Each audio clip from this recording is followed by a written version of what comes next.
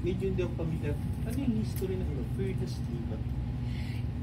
Kasi nag-start po yan na tinag po ako as Fearless Diva. Sabi ko nga, ngayon parang ayoko na tawagin Fearless Diva kasi parang pressured ka all the time to be fearless, to be all that, ganyan. Siyempre, hindi ka naman parang palaging yung parang, o yung gusto mo maging masyadong palaban or very competitive na minsan you just wanna be yourself.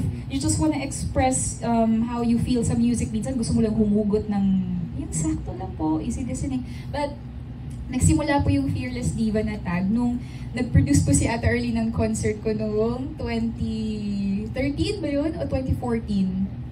2013.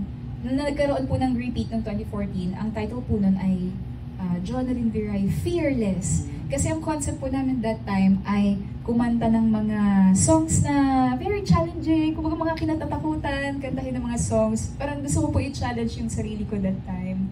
So hanggang sa parang tumatak na po siya. And then yung mga fans po, hindi na po nila ako tinigilan na tawagin na Fearless Diva. Hanggang sa nasama na rin po hanggang paglipat ko sa ABS. Hanggang ngayon, yun po yung history po noon.